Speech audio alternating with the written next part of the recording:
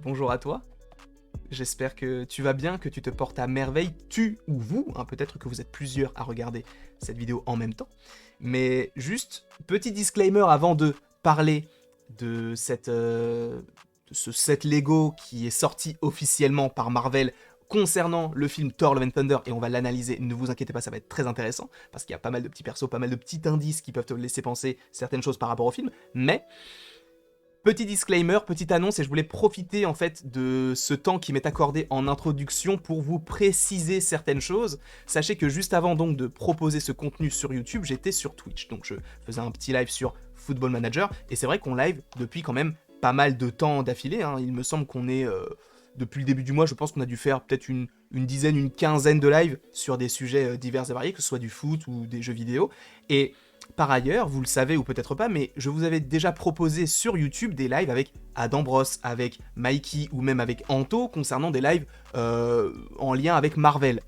Sachez que ce genre de live ne reviendront plus sur YouTube, mais iront directement sur Twitch. Alors, cela ne veut pas dire que tous les lives qui sont disponibles sur YouTube iront sur Twitch. Par exemple, les analyses de trailers, quand on reçoit aussi des gens juste après un trailer, donc le premier live après un trailer, du coup ça restera sur YouTube. Les 100% animes resteront également sur YouTube, ou les afters de 100% Marvel resteront également sur YouTube. Mais tous les autres lives iront directement sur Twitch, parce que j'ai vraiment envie de développer cette plateforme, et je vous invite évidemment à y aller, directement lien en description, pour aller voir ce que je vous propose. Vous n'êtes évidemment pas obligé de le faire, et si vous n'avez pas de compte Twitch, j'en suis vraiment confus, mais sachez qu'il y aura beaucoup plus de choses en termes de live, évidemment, sur Twitch. Ça ne va pas changer la fréquence de vidéos sur YouTube, il y aura toujours à peu près une vidéo par jour au moins, et sur Twitch, on restera aussi sur cette cadence de proposer à peu près, on va dire, 5 lives par semaine maximum. Donc c'est ce que je vous propose. Si vous avez envie de me retrouver sur Twitch, n'hésitez pas à aller en description, il y a tout ce qu'il faut. Mais là, parlons un petit peu de ce set Lego de Thor Love and Thunder. Et évidemment, si tu n'as pas envie de savoir ce qu'il s'y trouve, ce qui s'y trouve plutôt, mais si tu n'as rien envie de savoir, eh bien ne regarde pas la suite de cette vidéo parce que tu risquerais d'être spoilé concernant ce film Thor Love and Thunder qui devrait sortir, je crois, le 6 juillet en France, donc le 8 aux États-Unis. Et donc ça arrive à grands pas. Là, on a des sets Lego. Honnêtement, vous le sentez ce trailer en mars? Vous le sentez ou pas? Personnellement, je le sens. Je le sens très bien. Même si je dis mars, mais ça peut très bien arriver en avril. Mais honnêtement, je pense qu'il y aura un trailer en mars et un trailer en mai. Je dis ça, je ne dis rien. Mais je pense fortement qu'il y aura un trailer en mars. Mais, encore une fois, on peut se tromper. Mais là, on commence un petit peu le marketing. Vous le savez, de toute façon, la semaine dernière, je crois que c'était vendredi ou jeudi, je vous avais proposé une vidéo où on analysait de nouveaux visuels. Là, on va analyser le set Lego. Et c'est officiel. Hein. Je l'ai vu sur le site de marvel.com. Donc voilà, c'est un truc qui est officiel avec une image où on voit clairement des petits bonhommes. Donc encore une fois, dernier avertissement. Si vous ne voulez pas savoir, quittez la vidéo de suite. Maintenant, on peut se focaliser là-dessus. Sur ce set Lego qui s'appelle The Goat Boat. Donc le bateau des chèvres ou des boucs.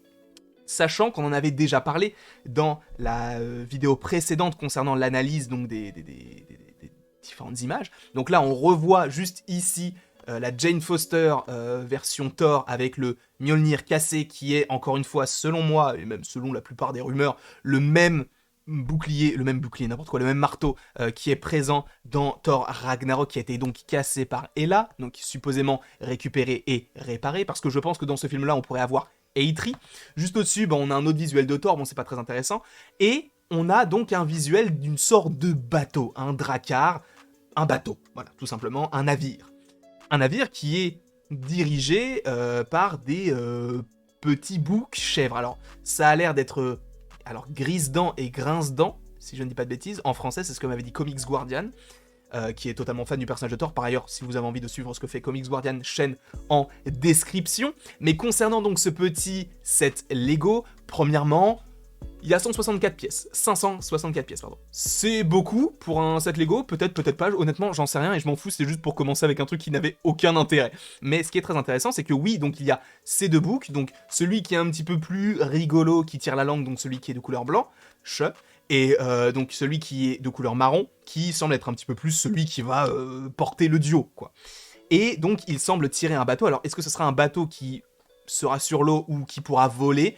Honnêtement, je n'en sais rien du tout. Est-ce que c'est quelque chose qui pourra même peut-être invoquer le Bifrost, puisque juste derrière le set Lego, on voit des petits traits, des traits qui ressemblent quand même au moment où on peut voyager à travers donc les mondes, donc comme pour le Bifrost, ou comme le moment où Thor invoque le Bifrost avec son Stormbreaker, sachant qu'on sait que Thor peut l'invoquer donc avec le Stormbreaker. Donc on a un visuel de Thor avec les yeux tout bleutés, hein, si on zoome sur la photo. Derrière lui, on voit Valkyrie, et juste derrière elle, du coup, on voit Korg. Donc Valkyrie, ne pas oublier qu'elle est aujourd'hui la...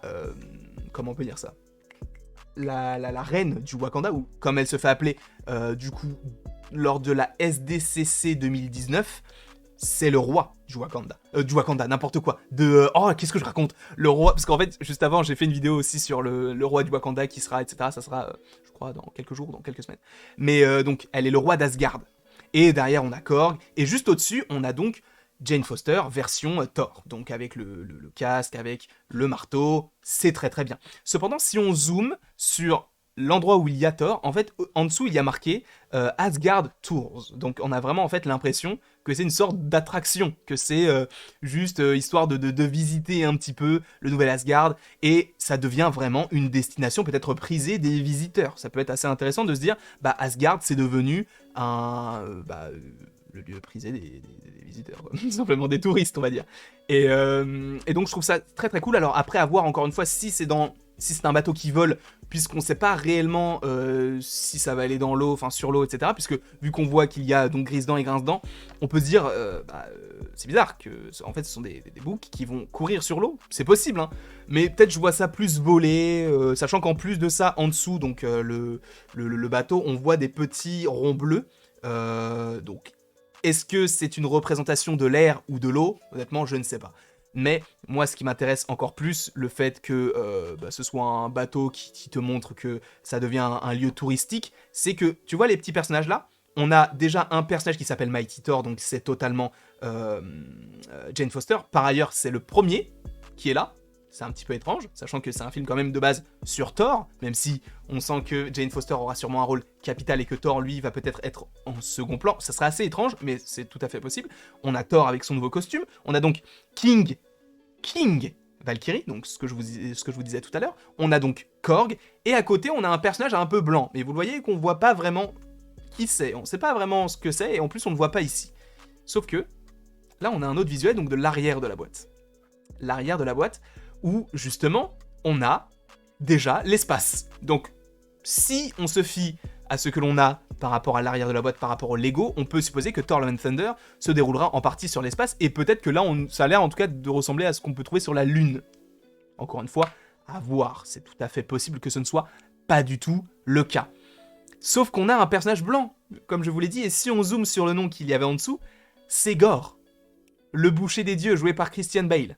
Donc on a un premier visuel, alors évidemment c'est un visuel Lego, mais c'est un premier visuel de l'antagoniste principal, avec une épée noire. Alors honnêtement, je me suis pas assez renseigné sur le personnage de Gorr, mais je vous en ferai une vidéo, l'histoire de Gorr dans les comics, à mon humble échelle, donc je me renseignerai moi-même sur le sujet, et ça peut être hyper intéressant donc d'avoir un combat dans l'espace, et du coup, supposément, si là on est sur la Lune, peut-être que donc ce bateau vole grâce à ces petites chèvres qui peuvent peut-être invoquer le Bifrost, ou en tout cas un sort de passage entre plusieurs mondes. Donc peut-être qu'on est bien sur la Lune et qu'il y aura bien un affrontement entre Gorr et donc Mighty Thor, et même aussi avec Thor, puisqu'on voit qu'il y a Stormbreaker, on voit qu'il y a Mjolnir, on voit qu'il a l'épée, on voit même donc King Valkyrie qui a une épée également. Donc bref, ce set Lego là, il faut quand même faire attention parce que c'est quand même des Lego, et il faut se rappeler qu'il y avait notamment un set de Lego de Doctor Strange in the Multiverse of Madness où tu avais un affrontement qui était lié à MJ, Spider-Man et Wong dans le Sanctum Sanctorum, mais je crois qu'il y avait aussi Doctor Strange face à une sorte d'araignée un peu étrange. Ça, c'était quelque chose qu'on n'avait pas du tout dans le film, hein.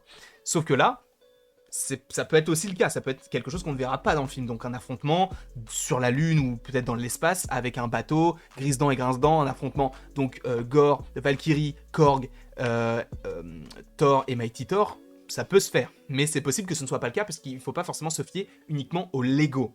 Voilà. Donc c'est hyper intéressant, on est bien d'accord là-dessus. On est bien d'accord, ça a l'air extrêmement cool. Je ne sais pas ce que vous en pensez. J'ai pas forcément envie de l'acheter, j'ai envie de voir s'il n'y a pas un set un peu plus gros, parce que moi j'aime bien avoir des gros sets Lego. Mais ça a l'air très cool. Ça a l'air vraiment très cool. J'ai hâte d'être en mars. Mars, Morbius, Moon Knight, The Batman. Peut-être un trailer donc. Thor Love and Thunder, j'espère, je pense fortement. Mais bon, on verra ça de toute façon en temps voulu. J'espère en tout cas que cette vidéo vous aura plu. N'hésitez pas à l'aimer, à la partager, à la commenter et à vous abonner, cela me ferait extrêmement plaisir. Et après toute cette longue vidéo, il ne me reste plus qu'à te dire à la prochaine pour la prochaine.